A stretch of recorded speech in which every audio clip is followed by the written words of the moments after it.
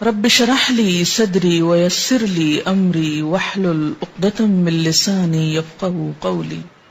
رجب کا مہینہ اور ہمارے معاشرے میں پائے جانے والی عبادات۔ رجب کے مہینے میں عموماً 3 کام کیے جاتے ہیں۔ ایک تو 27ویں کی رات کو جاگا جاتا ہے، پھر اگلے دن روزہ رکھا جاتا ہے، رات کو جاگ کر عبادت کی جاتی ہے، اور اس کی وجہ یہ بتائی جاتی ہے کہ اس رات حضور اکرم صلی اللہ علیہ وسلم معراج پر تشریف لے گئے، اور روزہ اسی مناسبت سے ایک فضیلت کا کام سمجھ کر رکھا جاتا ہے۔ تیسری چیز جو اس مہینے میں عام ہے وہ کونڈے کرنا ہے، جن کو امام جعفر رحمت اللہ علیہ کے نام سے منسوب کیا جاتا ہے۔ آج ہم ان تینوں چیزوں کا جائزہ لیں گے کہ ان کی حقیقت کیا ہے اور اس بارے میں ہمارا طرز عمل کیا ہونا چاہیے۔ رات کی عبادت، دن کا روزہ شب معراج کی نسبت سے، اور 22 رجب کو کونڈے کرنا امام جعفر کی نسبت سے۔ ان چیزوں کا جائزہ لینے سے پہلے یہ بات ہم اپنے ذہن میں پھر سے دہرا لیں کہ دین دراصل وہ دین ہے جو اللہ سبحانہ وتعالی نے ہم کو دیا ہے، جو محمد صلی اللہ علیہ وسلم کے ذریعے ہم تک پہنچایا گیا۔ قرآن پاک اس کے بارے میں فرماتا ہے، اليوم اکملت لکم دینکم واتممت علیکم نعمتی وردیت لکم الاسلام دینا۔ آج میں نے تمہارے لیے دین مکمل کر دیا، تم پر اپنی نعمت کو تمام کر دیا، اور تمہارے لیے دین اسلام کو پسند کر لیا۔ اس سے یہ بات پتہ چلتی ہے کہ دین نبی اکرم صلی اللہ علیہ وسلم کے زمانے میں ہی مکمل ہو گیا تھا۔ عبادت کے نام پر کیا کرنا چاہیے اور کیا نہیں کرنا چاہیے، اس کا سورس یا تو اللہ کی کتاب ہے یا پھر حضور اکرم صلی اللہ علیہ وسلم کی سنت ہے، کیونکہ جب ایک مسلمان ہوتا ہے تو جو کلمہ وہ پڑھتا ہے وہ لا الہ الا اللہ اور محمد الرسول اللہ ہے۔ دین کے نام پر جو کام بھی ہم کریں گے اس کی اتھارٹی انہی 2 ہستیوں کی طرف سے ملنی چاہیے۔ ان کے بعد کسی انسان کو یہ حق حاصل نہیں، خواہ وہ کتنا بھی بڑا عالم کیوں نہ ہو، کتنا بھی ذہین کیوں نہ ہو، کتنا بھی سمجھدار کیوں نہ ہو، کہ وہ دین کے نام پر کوئی اور چیز انٹروڈیوس کرائے، کسی اور چیز کو رواج دے۔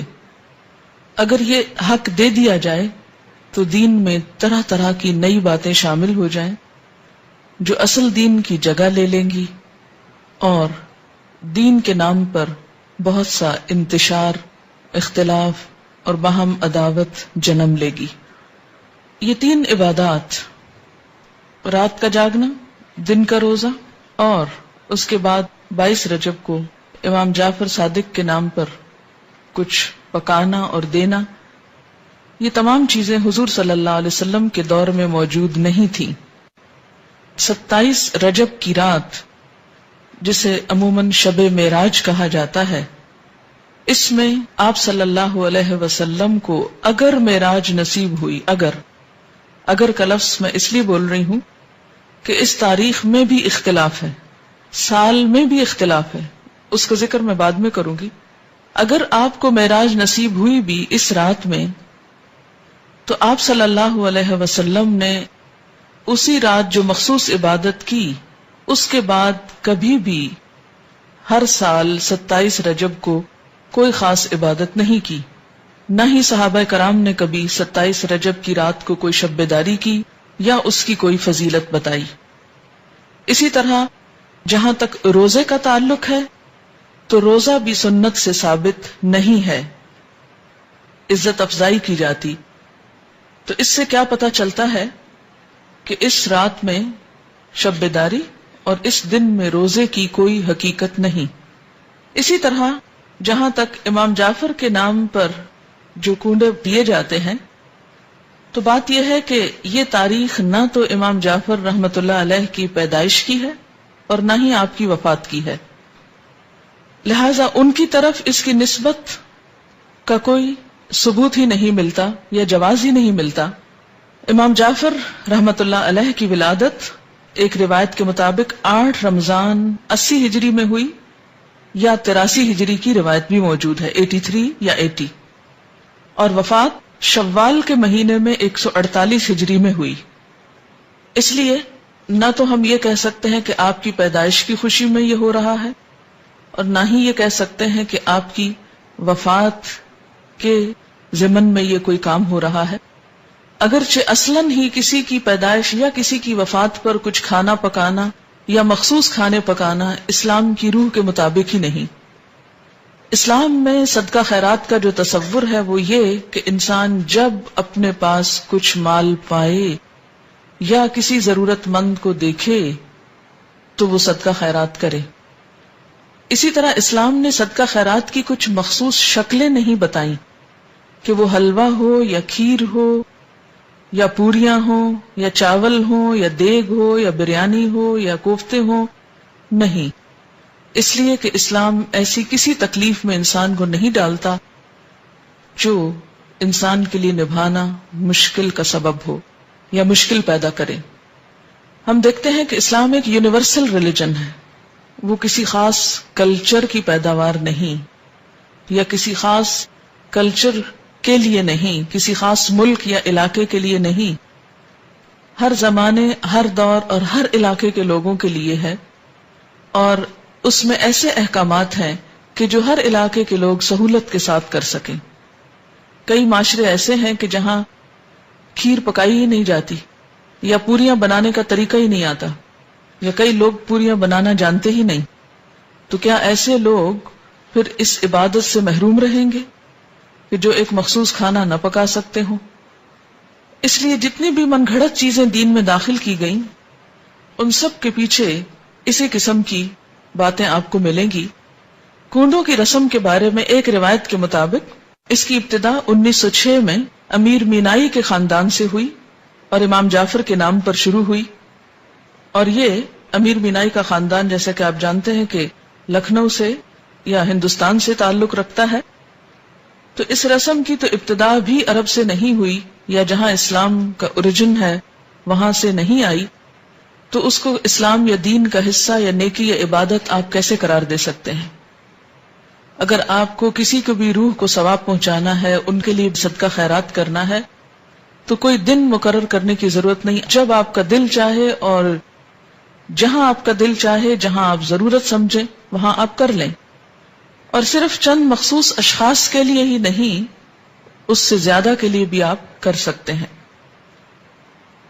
پھر اسی طرح شب معراج، جس کا تعلق حضور صلی اللہ علیہ وسلم کے آسمان پہ جانے سے ہے، اس کی حقیقت کے بارے میں اور اس کی کچھ تفصیلات کے بارے میں آپ سے بات کروں گی۔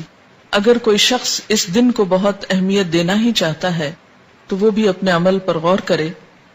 ہم دیکھتے ہیں کہ اس تاریخ کے بارے میں بے شمار اختلافات ہیں، یعنی تاریخ یا مہینہ یا سال کے بارے میں یا اس کے اجزاء کے بارے میں تقریباً 36 اقوال ہیں۔ بعض کے خیال میں یہ ربیع الاول میں ہوئی، بعض نے رمضان کا مہینہ قرار دیا، بعض نے ہجرت سے 1 سال پہلے، بعض نے 1 سال 6 ماہ کہا، بعض نے 1 سال 5 ماہ کہا، کسی نے 1 سال 2 ماہ کہا، کسی نے 3 ماہ کہا، کسی نے 1 سال 4 ماہ کہا، یعنی بے شمار اقوال ہیں اس کے بارے میں۔ ایسا کیوں ہے کہ ایک اتنا بڑا واقعہ ہوا اور اس کی تاریخ بھی صحیح معلوم نہیں؟ تو اس کی بنیادی وجہ کیا ہے؟ اس کی بنیادی وجہ یہ ہے کہ اسلام کے دور اول میں لوگوں کو تاریخوں سے زیادہ دلچسپی نہیں تھی، وہ تاریخیں صرف یاد رکھتے تھے حج کی یا رمضان کی، جس میں مخصوص عبادات کرنا ہوتی تھی۔ اس کے علاوہ کون کس دن فوت ہوا، کس دن پیدا ہوا، یہ چیزیں ان کے نزدیک کچھ بہت اہمیت کی حامل نہیں تھی۔ یا کون سا واقعہ کس دن ہوا، وہ واقعے کو تو دیکھتے تھے، اس کی روح کو تو دیکھتے، لیکن اس کی تاریخ ان کے نزدیک ایک غیر اہم چیز تھی، کیونکہ ان کے ہاں دن منانے کا رواج ہی نہیں تھا۔ صحابہ کرام کے اندر ہمارے معاشرے کی طرح دن منانا، اینیورسریز اور اسی طرح برسی اور ولادت کے دن، یہ تمام چیزیں اس کلچر کا حصہ نہیں تھی، یعنی اسلامی کلچر کا بیسیکلی. اسلام میں جو اہم دن ہیں جیسے عیدیں ہیں یا مہینے ہیں، رمضان اور حج کا مہینہ ہے، یا اسی طرح کچھ اور مہینوں کی فضیلت ہے جیسے محرم کے روزوں کی فضیلت ہے، یا ذوالحج کے ابتدائی عشرے کے روزوں کی فضیلت ہے، یا شعبان کے روزوں کی فضیلت ہے، یا ہر مہینے 3 دن ایام 20 کے روزے کی بات آئی ہے. یہ دن تو شریعت نے خود مقرر کر دیے، لیکن اس کے علاوہ باقی چیزیں بعد کے دور میں پیدا ہوئیں، ان کو دین کا حصہ بنا لینا اور ان کے اوپر اس طرح پابندی سے عمل کرنا جیسے نماز کی پابندی کی جاتی ہے، تو یہ دین میں نئی روایات پیدا کرنے کے برابر ہوگا. اگر ہم ایک مشہور روایت کے مطابق مان ہی لیں کہ یہ رات معراج کی رات ہے، تو آئیے دیکھتے ہیں کہ معراج کی رات میں آپ صلی اللہ علیہ وسلم کو کیا کچھ دکھایا گیا. آپ نے بنیادی طور پر اچھے اور برے کام کرنے والوں کے انجام دیکھے. تو احادیث کی کتابوں میں معراج کے بارے میں جو کچھ ملتا ہے اس کی تفصیل آپ کے سامنے رکھوں گی تاکہ اس سے ہم کچھ سبق لیں، کیونکہ وہ ایک سبق آموز واقعہ ہے. اور ان اعمال سے بچیں جن پر سزا آپ صلی اللہ علیہ وسلم نے دیکھی اپنی آنکھوں سے، اور وہ کام کریں جن پر جزا آپ صلی اللہ علیہ وسلم نے اپنی آنکھوں سے دیکھی.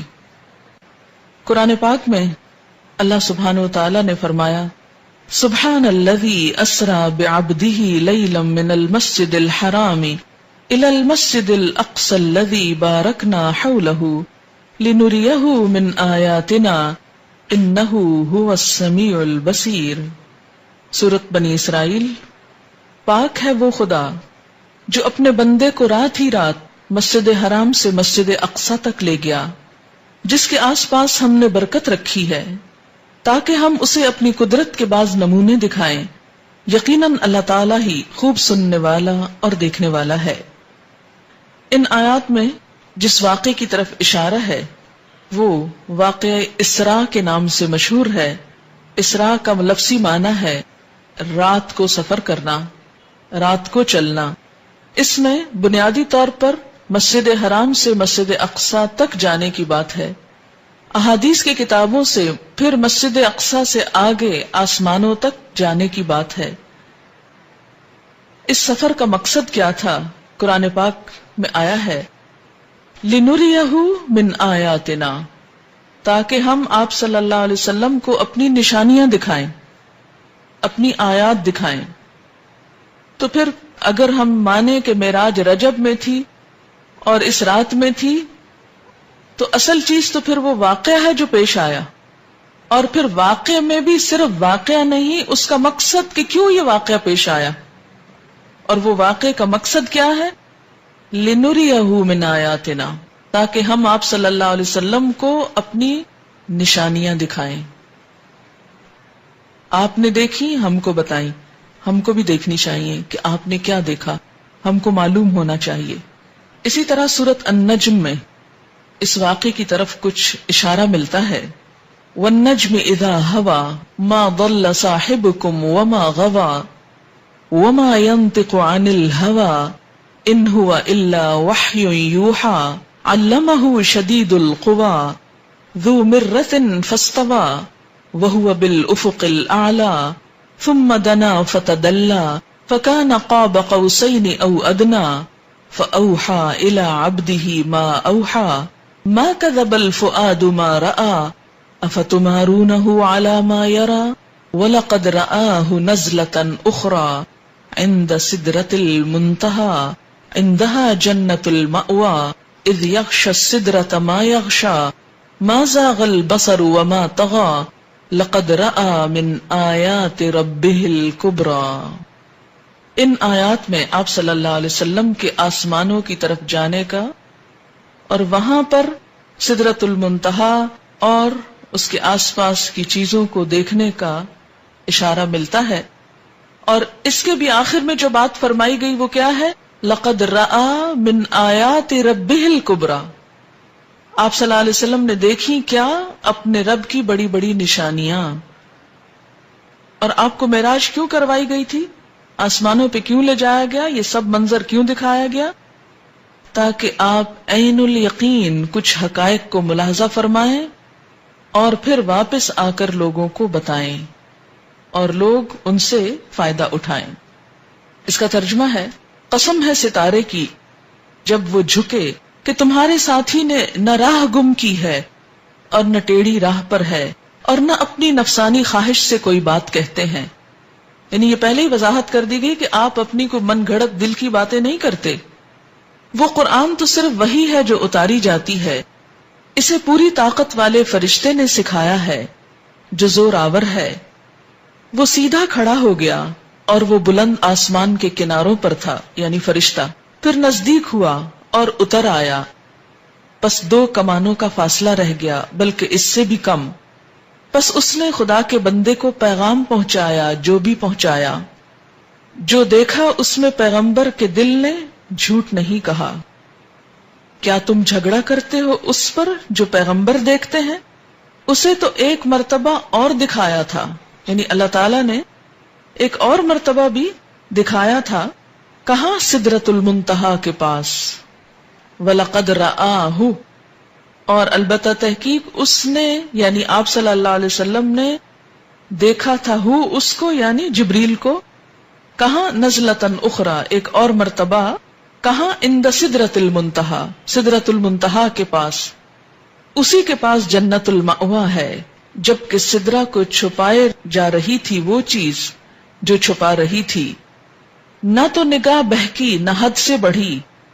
یقیناً اس نے یعنی آپ صلی اللہ علیہ وسلم نے اپنے رب کی بڑی بڑی نشانیوں میں سے بعض نشانیاں دیکھی تھیں. یہ تو ہے قرآن کا بیان، لیکن باقی تفصیلات کہ وہ نشانیاں کیا تھیں، قرآن نے صرف کیا ذکر کیا کہ نشانیاں دیکھی. وہ نشانیاں کیا تھیں وہ احادیث کی کتابوں میں ہیں. اب ان کے بارے میں تھوڑی سی روایات میں آپ کے سامنے پڑھوں گی، اور اس کی روشنی میں ہمیں معراج اور رجب کو دیکھنا چاہیے اور اپنے اعمال کی طرف نظر کرنی چاہیے. صحیح بخاری میں حضرت انس بن مالک سے مروی ہے کہ معراج والی رات میں جب کہ بیت اللہ شریف سے آپ کو بلایا گیا، آپ کے پاس 3 فرشتے آئے جبکہ آپ سو رہے تھے. ان میں سے اگلے نے پوچھا کہ ان سب میں سے کون ہیں؟ درمیان والے نے جواب دیا کہ یہ سب سے اچھے ہیں. تو سب سے آخر والے نے کہا بس پھر ان کو لے چلو. یعنی آپ اور لوگوں کے قریب سوئے ہوئے تھے، اسی لیے فرمایا کون ہے، پہچان کے پھر آپ کو لے چلے. اس رات میں صرف اتنا ہی ہوا، آپ نے انہیں دیکھا نہیں. دوسری رات پھر یہ تینوں آئے، اس وقت بھی آپ سو رہے تھے، لیکن آپ کا سونا اس طرح کا تھا کہ آنکھیں سو رہی تھیں اور دل جاگ رہا تھا. تمام انبیاء کی نیند ایسی ہی ہوتی ہے. اس رات انہوں نے آپ سے کوئی بات نہیں کی اور آپ کو اٹھا کر زمزم کے پاس لٹایا. سینہ گردن تک خود جبریل علیہ السلام نے اپنے ہاتھ سے چاک کیا. یہ شق صدر کا واقعہ دوسری مرتبہ ہوا، ایک مرتبہ بچپن میں بھی. اور سینہ اور پیٹ کی تمام چیزیں نکال کر انہیں اپنے ہاتھ سے زمزم کے پانی سے دھویا. جب خوب پاک صاف کر چکے تو آپ کے پاس ایک سونے کا تشت لایا گیا جس میں سونے کا ایک بڑا پیالہ تھا جو حکمت اور ایمان سے پر تھا. اس سے آپ کے سینے کو اور گلے کی رگوں کو پر کر دیا، پھر سینے کو سی دیا. اس دور میں تو یہ بات جب آپ نے بتائی تو لوگوں کے ایمان ہل گئے اور لوگوں کو سمجھنے بھی مشکل ہو گئی. اگر اس دور کے لوگوں کو یہ بتایا جاتا کہ 1400 سال بعد کچھ لوگ ایسے پیدا ہوں گے جو عام انسانوں کے بھی سینے چیر کر ان کے دل نکال کر بدلیں گے، تو ان کے ایمان شاید متزلزل ہو جاتے اور کوئی یقین نہ کرتا. آج اگر انسان نے یہ مہارت حاصل کر لی ہے تو فرشتوں کے لیے یہ کام آخر کیوں مشکل ہے جو زمین سے آسمان اور آسمان سے زمین تک آتے جاتے ہیں. مسلم کی روایت ہے کہ پھر آپ کے پاس ایک تیز رفتار سواری لائی گئی جس کا نام براق تھا، جو صحیح معنوں میں برق رفتار تھا. منتہائے نظر پر ایک قدم رکھتا تھا، یعنی اس کا ایک قدم کہاں ہوتا تھا؟ کہ جہاں نگاہ جا کے ٹکتی تھی ایک یہاں اور ایک وہاں، یعنی اتنا تیز رفتار۔ حضرت جبریل علیہ السلام نے اس کو پکڑ کر حضور صلی اللہ علیہ وسلم کو سوار ہونے کے لیے کہا۔ آپ نے سوار ہونے کا جب ارادہ کیا تو وہ براق کسی قدر شوخی اور تیزی کرنے لگا۔ حضرت جبریل نے اس کے کان میں کہا کہ تجھے معلوم ہے کہ آپ صلی اللہ علیہ وسلم سے زیادہ مکرم اور محترم کوئی نہیں جو تجھ پر سوار ہوا۔ یہ سن کر براق عرق عرق اور پسینہ پسینہ ہو گیا۔ اب یہ ترمذی کی روایت ہے، لہذا یہ مختلف کتابوں کی روایات کا مجموعہ ہے۔ جہاں جہاں جو آئے گی روایت اس کتاب کا نام بھی میں کوٹ کرتی جاؤں گی تاکہ کبھی آپ کو ریفرنس کے لیے دیکھنا ہو تو دیکھ سکیں۔ آپ صلی اللہ علیہ وسلم اس پر سوار ہو گئے۔ حضرت جبریل آپ کے رفیق اور ہم رکاب ہوئے۔ امام بہقی نے حضرت ابن عباس سے بیان کیا ہے کہ رسول اللہ صلی اللہ علیہ وسلم نے فرمایا، شب معراج میں ایک مقام سے مجھے نہایت ہی اعلیٰ اور مست خوشبو آنے لگی۔ میں نے پوچھا یہ خوشبو کیسی ہے؟ جواب ملا کہ فرعون کی لڑکی کی مشاطہ کہتے ہیں جو کنگھی کرتی، جیسے پارلر میں کام کرنے والی جیسے لڑکیاں ہوتی، تو اس کے دربار میں یہ ایک بیوٹیشن تھی، وہ سمجھیں، یا مشاطہ، اور اس کی اولاد کے محل کی ہے۔ فرعون کی شہزادی کو کنگھی وغیرہ کرتے ہوئے اس کے ہاتھ سے اتفاقاً کنگھی گر پڑی تو اس کی زبان سے بے ساختہ بسم اللہ نکل گیا۔ اس پر شہزادی نے اس سے کہا، اللہ تو میرا باپ ہی ہے۔ فرعون کہتا تھا نا انا ربکم الاعلی، میں تمہارا بڑا رب ہوں، تو اس نے جواب دیا نہیں، اللہ وہ ہے جو مجھے اور تجھے اور خود فرعون کو روزی دیتا ہے۔ اس نے کہا اچھا کیا تو میرے باپ کے سوا کسی اور کو رب مانتی ہے؟ اس نے جواب دیا کہ ہاں، میرا اور تیرا اور تیرے باپ کا رب اللہ ہے۔ اس نے اپنے باپ فرعون سے کہلوایا، یعنی بتایا اس کو، تو وہ بہت ناراض ہوا۔ اسی وقت برسر دربار بلوا بھیجا اور کہا، کیا تو میرے سوا کسی اور کو اپنا رب مانتی ہے؟ اس نے کہا ہاں، میرا اور تیرا رب اللہ ہی ہے جو بلندیوں اور بزرگیوں والا ہے۔ فرعون نے پھر اسی وقت حکم دیا کہ تانبے کی جو دیگ بنی ہوئی ہے اسے خوب تپایا جائے، جب وہ بالکل آگ جیسی ہو جائے تو اس کے بچوں کو اس میں ایک ایک کر کے ڈال دیا جائے، خود اسے بھی اسی میں ڈال دیا جائے۔ فرعون کے بارے میں قرآن میں آتا ہے نا، انہو طغا، سرکش ہو گیا ہے اور بہت شدید قسم کی سزائیں دیتا تھا اپنے لوگوں کو۔ چنانچہ وہ گرم کی گئی، جب وہ آگ جیسی ہو گئی تو حکم دیا کہ اس کے بچوں کو اس میں ڈال دیا جائے۔ اس نے کہا بادشاہ ایک درخواست میری منظور کرو، وہ یہ کہ میری اور میرے بچوں کی ہڈیاں ایک ہی جگہ ڈال دینا۔ فرعون نے کہا تیرے حقوق میرے ذمے کچھ ہیں اس لیے یہ منظور ہے، نہیں تو ہماری خدمت گار ہے اس لیے تمہاری یہ بات پوری کر دوں گا۔ جب وہ اور اس کے بچے اس میں ڈال دیے گئے اور سب جل کر راکھ ہو گئے تو سب سے چھوٹے بچے کی باری آئی جو ماں کی چھاتی سے لگا ہوا دودھ پی رہا تھا۔ فرعون کے سپاہیوں نے جب اسے گھسیٹا تو اس نیک بندی کی آنکھوں تلے اندھیرا چھا گیا۔ خدا نے اس بچے کو اس وقت زبان دی، اس نے بآواز بلند کہا، اماں جان افسوس نہ کرو، ذرا برابر بھی پسو پیش نہ کرو، حق پر جان دینا ہی سب سے بڑی نیکی ہے۔ چنانچہ اسے صبر آ گیا، اسے بھی اس میں ڈال دیا گیا اور آخر میں ان بچوں کی ماں کو بھی، رضی اللہ عنہم اجمعین۔ یہ خوشبو کی مہکیں اسی کے جنتی محل سے آ رہی ہیں۔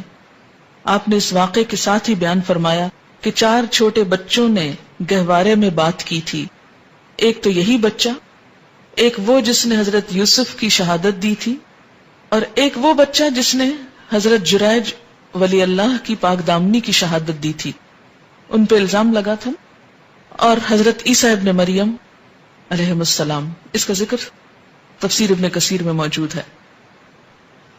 اس کے بعد براق لایا گیا دوبارہ، آپ اس پر سوار ہو کر آسمان تک پہنچے، پہلے آسمان تک۔ جبریل علیہ السلام نے آسمان کا دروازہ کھلوایا، فرشتوں کی طرف سے پوچھا گیا کون ہے؟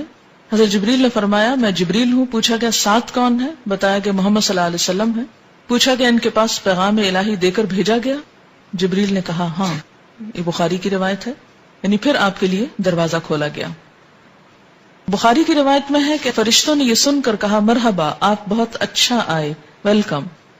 دروازہ کھول دیا گیا۔ آپ فرماتے ہیں کہ میں وہاں پہنچا تو حضرت آدم علیہ السلام موجود تھے۔ جبریل علیہ السلام نے کہا یہ آپ کے باپ آدم ہیں، ان کو سلام کیجئے۔ میں نے سلام دیا، آپ نے جواب دیا اور کہا مرحبا فرزند صالح، نبی صالح۔ بخاری کی روایت میں ہے پھر مجھ کو جبریل لے کر آگے بڑھے، دوسرے آسمان تک پہنچے اور اسی طرح سوال جواب ہوا اور دروازہ کھولا گیا۔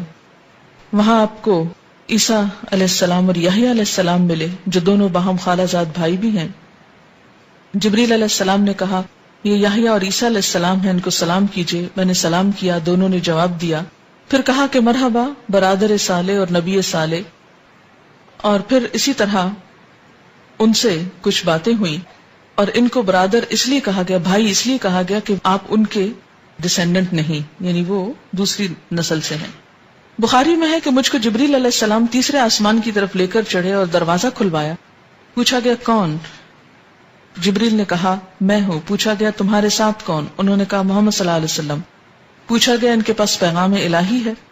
جبریل نے کہا ہاں۔ فرشتوں نے کہا مرحبا، آپ بہت اچھا آئے۔ دروازہ کھولا گیا، وہاں پہنچا تو دیکھا کہ یوسف علیہ السلام موجود ہیں۔ جبریل علیہ السلام نے کہا یہ یوسف علیہ السلام ہے، ان کو سلام کیجیے۔ میں نے سلام کیا، انہوں نے جواب دیا۔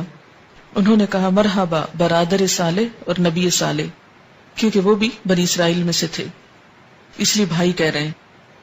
بخاری کی روایت میں کہ جبریل علیہ السلام مجھ کو لے کر آگے بڑھے، چوتھے آسمان پر اسی طرح سوال جواب ہوا، اور وہاں پر حضرت ادریس علیہ السلام موجود تھے، سلام دعا ہوئی، اور اسی طرح کہا برادر صالح اور نبی صالح۔ پھر جبریل علیہ السلام آگے بڑھے پانچویں آسمان تک، وہاں بھی اسی طرح سلام دعا ہوا، وہاں پر ہارون علیہ السلام موجود تھے، انہوں نے بھی برادر صالح اور نبی صالح کہہ کر ویلکم کیا۔ پھر آگے چڑھے چھٹے آسمان تک، دروازہ کھلوایا گیا اور اسی طرح سوال جواب ہوا، اور یہاں پر موسیٰ علیہ السلام تھے۔ جب وہ ان کو چھوڑ کر آگے بڑھے تو وہ رونے لگے۔ پوچھا کیا ہے، آپ کے رونے کی وجہ کیا ہے؟ انہوں نے کہا میں اس لیے روتا ہوں کہ ایک نوجوان پیغمبر میرے بعد مبعوث ہوئے جن کی امت کے جنت میں داخل ہونے والے میری امت کے جنت میں داخل ہونے والوں سے زیادہ ہوں گے، تو مجھ کو اپنی امت پر حسرت ہے، یعنی بنی اسرائیل پر، کہ انہوں نے میرا اس طرح اتباع نہ کیا جس طرح حضور صلی اللہ علیہ وسلم کی امت آپ کی اطاعت کرے گی۔ اسی لیے میری امت کے ایسے لوگ جنت سے محروم رہے تو ان کے حال پہ رونا آتا ہے۔ پھر ساتویں آسمان پر پہنچے تو وہاں پر ابراہیم علیہ السلام کو پایا، کہا گیا ان کو سلام کیجیے، آپ نے ان کو سلام کیا۔ انہوں نے کہا فرزند صالح اور نبی صالح، یعنی بیٹا کہہ کے پکارا، اور آپ اپنی کمر بیت المعمور سے ٹیک کر بیٹھے ہوئے تھے۔ ایک اور حدیث میں آتا ہے نا کہ ساتویں آسمان پر بیت المعمور ہے خانہ کعبہ کی طرح، اور وہاں ہر روز 70,000 فرشتے طواف کرتے ہیں۔ تو ابراہیم علیہ السلام نے چونکہ دنیا میں بیت اللہ بنایا تو اس کے اعزاز میں آپ کو ساتویں آسمان پر جو بیت اللہ ہے وہاں پر رکھا گیا۔ مسلم کی روایت ہے کہ بیت المعمور میں ہر روز 70,000 فرشتے داخل ہوتے ہیں۔ بخاری کی روایت میں یوں ہے کہ میں ایک ایسے ہموار میدان میں پہنچا جہاں میں نے قلموں کے لکھنے کی آواز سنی۔ اللہ تعالیٰ نے مجھ پر اور میری امت پر 50 وقت کی نمازیں فرض کی۔ مسند احمد کی روایت میں ہے کہ سورۃ بقرہ کی آخری آیتیں کون سی بلا؟ آمن الرسول، وہ مجھ کو عنایت ہوئی، اور یہ بات کہ جو شخص آپ کی امت میں سے اللہ تعالیٰ کے ساتھ کسی کو شریک نہ کرے اس کے گناہ معاف ہو جائیں گے۔ مسلم میں ہے کہ آپ سے یہ وعدہ بھی کیا گیا تھا کہ جو شخص کسی نیکی کا ارادہ کرے اور کسی وجہ سے نہ کر سکے تب بھی اس کو ایک نیکی کا ثواب ملے گا، اور جب گناہ کا ارادہ کرے اور اس گناہ کو نہ کرے تو گناہ نہیں لکھا جائے گا، اگر کیا تو ایک ہی گناہ لکھا جائے گا۔ بعض روایات سے یہ پتہ چلتا ہے کہ آپ نے اللہ تعالیٰ کو بھی دیکھا، لیکن جو زیادہ ترجیح والی روایات ہیں وہ کیا ہیں کہ آپ صلی اللہ علیہ وسلم نے صرف کلام فرمایا۔ آپ نے جنت اور دوزخ کو دیکھا، جہنم میں زیادہ تر ناشکر گزار عورتیں نظر آئیں، جنت میں زیادہ تر غرباء اور مساکین دکھائی دیے۔ بہرحال آپ نے بہت سے عجائبات اللہ کی نشانیوں کو دیکھا اور واپس ہوئے۔ واپس آتے ہوئے موسیٰ علیہ السلام سے ملاقات ہوئی تو انہوں نے دریافت کیا کہ آپ کو کیا حکم ملا؟ میں نے کہا ایک دن رات میں مجھ پر اور میری امت پر 50 نمازیں فرض کی گئیں۔ حضرت موسیٰ نے فرمایا آپ کی امت ایک دن رات میں 50 نمازیں نہ پڑھ سکے گی، میں بنی اسرائیل سے خوب تجربہ کر چکا ہوں، آپ اپنے رب کے پاس واپس جائیے، کمی کی درخواست کیجیے۔ موسیٰ علیہ السلام کے فرمانے پر میں اللہ تعالیٰ کے پاس واپس گیا اور کمی کی درخواست کی، اللہ تعالیٰ نے میری درخواست کو قبول کیا، نمازوں میں تخفیف فرمائی۔ میں واپس آیا تو موسیٰ علیہ السلام نے پوچھا کتنی کم ہوئی؟ میں نے کہا 10. انہوں نے کہا ابھی بھی بہت ہے، واپس جائیے. پھر اللہ تعالیٰ نے 10 اور کم کر دی. پھر میں واپس آیا، پوچھا اب کتنی ہیں؟ تو ان کے دریافت کرنے پر میں نے کہا کہ اتنی نمازوں کی کمی ہو گئی. موسیٰ علیہ السلام نے کہا پھر جاؤ اور کمی کراؤ. پھر معافی کی اپیل کی گئی، اور اس طرح پھر 10 اور ایک دفعہ میں 5 اور باقی 5 رہ گئی. موسیٰ علیہ السلام نے کہا ابھی بھی کمی کراؤ، یہ لوگ 5 بھی نہیں پڑھیں گے. میں نے کہا مجھے اب شرم آتی ہے، جتنا اللہ تعالیٰ نے فرض کیا میں اس پہ راضی ہوں. آپ فرماتے ہیں کہ جب میں وہاں سے واپس آیا تو ایک پکارنے والے نے پکار کر کہا میں نے اپنا فرض پورا کر دیا، بندوں سے تخفیف کر دی، 5 نمازیں 50 کے برابر ہیں. پھر میں جہاں سے گیا تھا وہیں واپس آ گیا. اور جس وقت واپس آ کر آپ نے لوگوں کو خبر دی تو بہت سے ایمان والوں کے ایمان متزلزل ہو گئے کہ یہ کیسے ممکن ہے. اور ہو سکتا ہے کہ اب بھی یہ باتیں سن کر بہت سے لوگوں کے دل ہل گئے ہوں کہ یہ بھلا کیسے ہو سکتا ہے کہ آپ نے یہ سب کچھ دیکھ لیا. بات یہ ہے کہ مشکل اسی وقت ہو سکتی ہے جب انسان اللہ تعالی کی قدرت پر شک کرے، اور اگر اس بات کا یقین ہو کہ اللہ کے ہاں کچھ بھی مشکل نہیں، کن کہہ کے وہ کچھ بھی کر سکتا ہے، کسی سے کرا سکتا ہے، ایک اشارے میں اوپر سے نیچے اور نیچے سے اوپر تہ و بالا ہر چیز کو کر سکتا ہے. مسلم میں ہے کہ حضور صلی اللہ علیہ وسلم فرماتے ہیں جب میں نے معراج کا یہ واقعہ مشرکین مکہ کو سنایا تو انہوں نے اس کی تردید کی اور تکذیب کی، اور بیت المقدس کی علامتیں دریافت کرنا شروع کر دی کہ کیسا ہے بیت المقدس. تو اللہ تعالیٰ نے بیت المقدس کو میرے سامنے ظاہر فرمایا، اور جو جو باتیں اور نشانیاں مشرکین دریافت کرتے میں دیکھ دیکھ کر بتاتا جاتا. ان تمام بیانات سے یہ بات یقینی طور پر ثابت ہوگی کہ حضور صلی اللہ علیہ وسلم نے بحکم خدا مکہ سے بیت المقدس اور وہاں سے 7ویں آسمان پر تشریف لے جا کر اسی شب کو واپس تشریف لائے. آپ جسم سمیت گئے، جسم سمیت آئے. یہ محض خواب نہ تھا بلکہ روح جسم کی بیداری کی حالت کے ساتھ گئے، اور قرآن پاک میں بھی اسی کا ذکر ملتا ہے، کیونکہ قرآن پاک میں آتا نا سبحان الذی اسری بعبدہ، تو عبد کس کو کہتے ہیں؟ روح کو. اب سے مراد روح اور جسم دونوں ہیں. قرآن کے مطابق سب کا حساب کتاب قیامت کے دن ہوگا. تو پھر حضور صلی اللہ علیہ وسلم نے کیسے پہلے سزا اور جزا یعنی جنت اور دوزخ کا مشاہدہ کیا؟ یہ کون لوگ تھے جن کا حساب پہلے ہوا؟ اس میں یہ وہ لوگ بھی ہو سکتے ہیں جو دنیا سے مر کے جا چکے ہیں، برزخ میں ہیں، اور ان کو وہاں ان کے اعمال کے مطابق سزا لیتے ہوئے دکھا دیا گیا. اگرچہ سب کا فیصلہ قیامت کے دن ہوگا، لیکن اگر کچھ لوگوں کو بطور مثال وہاں اللہ تعالیٰ نے پہلے فیصلہ کر کے ڈال دیا تو اس میں کیا مشکل ہے؟ یہ بھی ہو سکتا ہے کہ اللہ تعالیٰ نے بطور تمثیل دکھایا کہ ایسا ہوگا، یعنی جن لوگوں کے ساتھ ہونے والا ہے ان کی شکلیں سامنے لا کے دکھا دی اور ان کو ایک شیپ دے دی، اور فیصلہ بعد میں ہوتا رہے گا. کیا صدقہ خیرات اللہ کے سوا کسی اور کے نام سے دینا جائز ہے، جیسے امام جعفر کے نام پر؟ یہ تو آپ قرآن پاک میں واضح طور پر پڑھ چکے ہیں. سورۃ البقرہ آیت 173 میں دیکھیے انما حرم علیکم المیتۃ والدم ولحم الخنزیر وما اہل بہ لغیر اللہ فمن اضطر غیر باغ ولا عاد فلا اثم علیہ ان اللہ غفور رحیم. بے شک اس نے حرام کیا تم پر مردار اور خون اور خنزیر کا گوشت، اور جو پکارا گیا اس پر اللہ کے سوا کسی اور کے لیے، لغیر اللہ واسطے غیر اللہ کے، یعنی اللہ کے سوا کسی بھی نبی، رسول، ولی، کسی بزرگ، کسی نیک انسان کے نام پر کچھ دینا، یعنی اس کی خوشی کے لیے، یہ درست نہیں. ہاں کسی کی طرف سے صدقہ کرنا اس کی اجازت ہوتی، مثلا کسی کو ثواب پہنچانے کے لیے اگر کوئی شخص کچھ دیتا ہے تو وہ اور بات ہے. مثلا آپ اپنے والدین کی طرف سے قربانی کریں، یا حضور صلی اللہ علیہ وسلم کی طرف سے کریں، یا کسی اور کی طرف سے آپ کریں تو یہ تو ٹھیک ہے، لیکن ان کے نام پر کرنا کہ وہ ہم سے خوش ہو جائیں تو شرک یہی تو ہے. تو کوئی بھی ایسا کام کہ کسی انسان کو، چاہے کوئی زندہ ہے چاہے کوئی فوت ہو گیا، مثلا اگر کوئی شخص زندہ ہے اور آپ اس کے ساتھ نیکی صرف اس لیے کر رہے ہیں کہ یہ قیامت کے دن ہم کو اللہ سے چھڑا لے، تو یہ تصور غلط ہے. ہاں اس لیے کر رہے ہیں کہ وہ دنیا میں آپ کو نیکی کی طرف لے جائے وہ اور بات ہے. کیا رجب کے پورے ماہ کے اندر روزہ رکھنا منع ہے یا 27 رجب کا؟ یہ نہیں کہ پورے ماہ میں روزہ نہیں رکھ سکتے. نفلی روزہ عادتاً جو آپ رکھتے ہیں مثلاً 13, 14, 15 کا وہ رکھیے. اگر آپ کو عادت ہے سوموار یا جمعرات کے روزے کی رکھیے, لیکن مخصوص اس تاریخ کو ہی روزہ رکھنا یہ نہیں ہونا چاہیے.